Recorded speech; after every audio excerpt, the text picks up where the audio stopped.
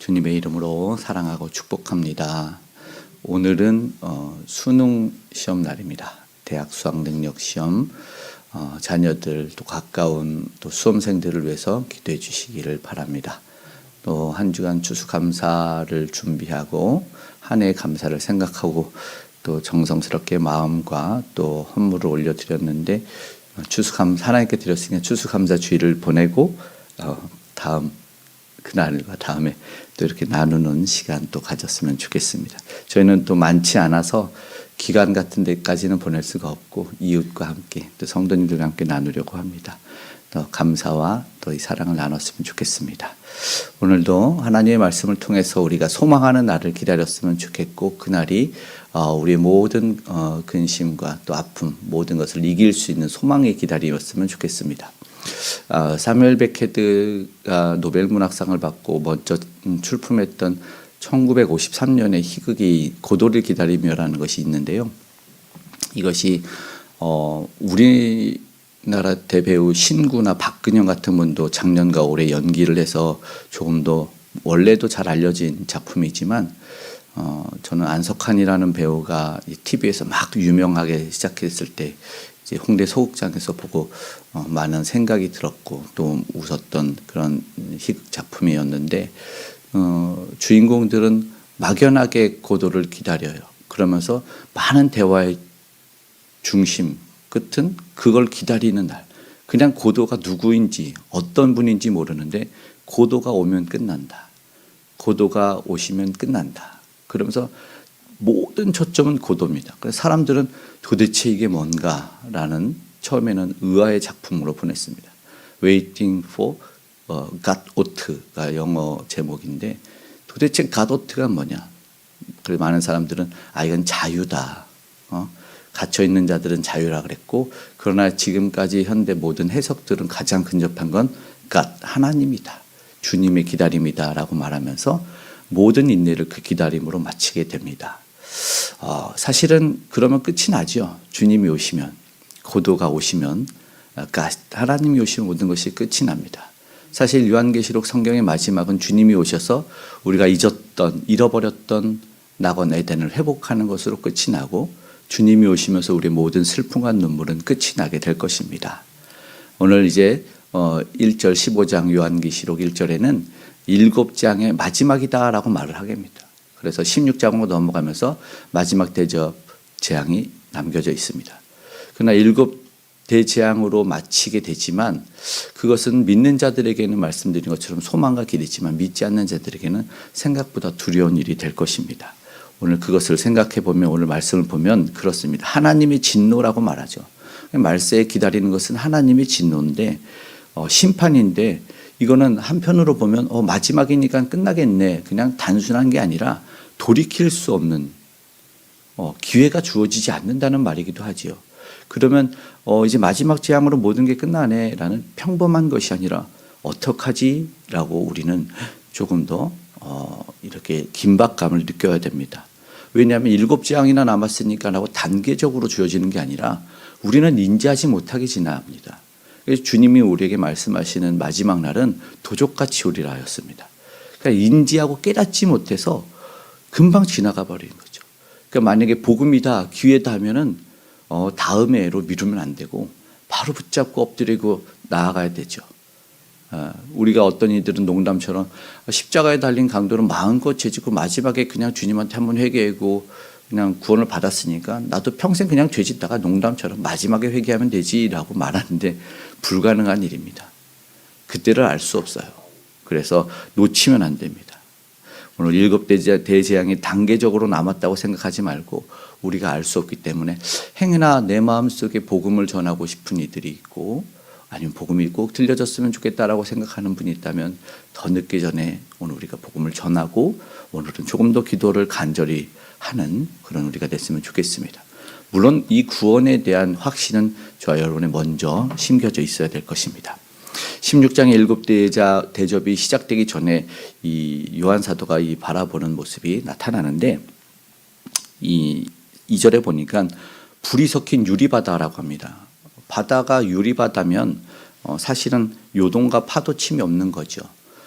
바다가 요동치고 파도 쳤을 때 우리 주님도 잠잠하라 했더니 잠잠하게 해서 우리의 힘들고 두려웠던 그 모든 것이 가라앉는 것을 말하는데, 유리바다는 요동침이 없는 잔잔하고 고요한 상태를 말한다고 합니다. 그런데 불이 섞였고 거기서 보니까 요한계시록 15장 2절에는 우상과 그의 이름의 수를, 짐승과 그의 우상과 이기고, 그러니까는 정확하게 그 짐승과 뭐 이런 해석은 모르더라도 승리하고 이긴 자라는 것은 알 수 있습니다. 불이라는 연단과 어떤 단련 재련을 통해서, 그리고 그 바닷가에 서서 하나님의 검은 고를 가지고 이제 찬양을 하는 모습이 그려지는데요. 분명히 오늘 우리도 이긴 자가 되었으면 좋겠습니다. 그래서 요동치고 어떻게 고난으로 다가올지 모르는 그 파도 같은 바다 같은 그런 곳에서 주의 은혜로 잠잠하게 주의 말씀 따라 고요함을 입은 그런 파도처럼 그렇게 잠잠케 된 우리 주님 곁에서 안식을 누리고 그 이기는 자가 저와 여러분이 되기를 소망합니다. 그리고 나서 찬양을 하죠. 근데 하나님의 검은 고를 가지고 찬양을 한답니다. 근데 이제 벌써 여기서 이제 조금 차이가 있죠. 이긴 자들의 찬양은 뭐가 다르냐?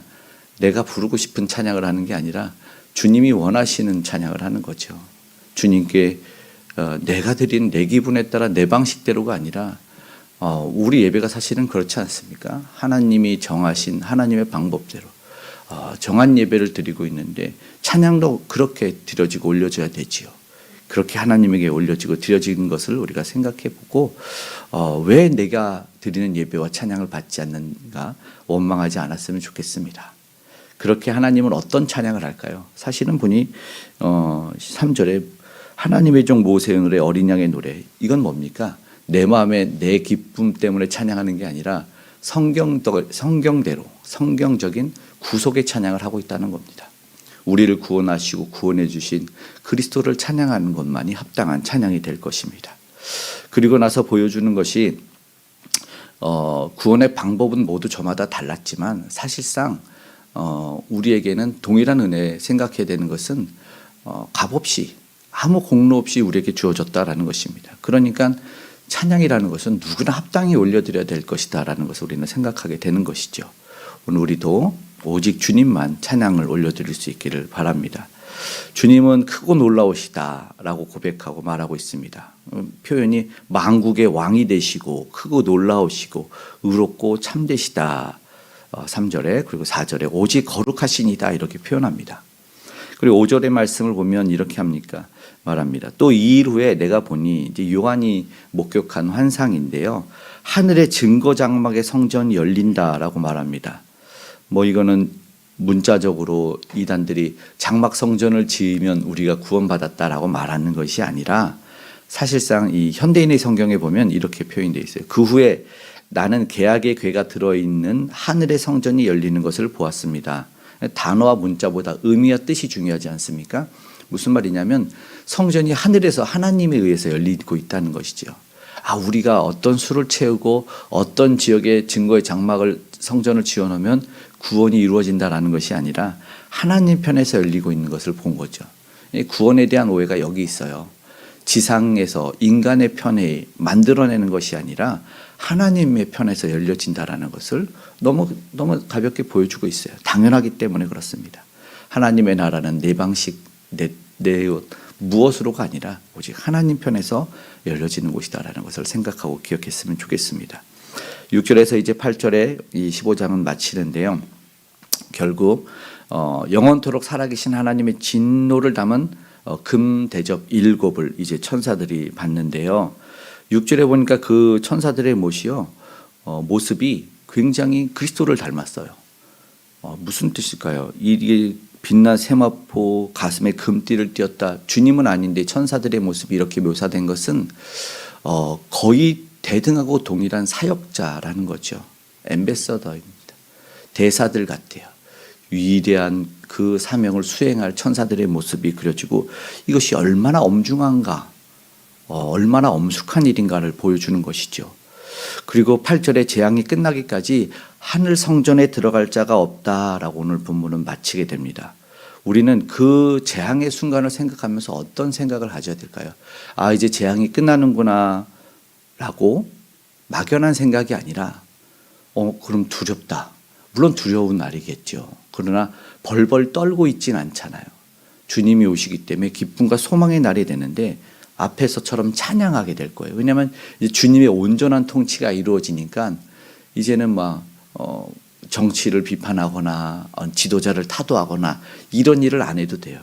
가장 온전하신 분의 온전한 통치가 이루어지기 때문에 태평성대를 영원토록 누리게 됩니다. 너무나 기쁘지 않습니까? 이전과 다른 긴장감이 해소가 된다고 사실 오늘 수능일을 말합니다. 말씀드린 오늘 대학 수학능력 시험의 날인데 사람들이 왜 요즘은 수학능력 시험 수능 날이 이렇게 그냥 큰 긴장감이 없지 이런 말을 합니다. 이유를 아시나 생각해 봤더니 사실 수능이 시작됐던 한 20여 년 전 보면은 수능 인원이 80만 명이 넘었어요. 그래서 작년 수능자들은 44만 명.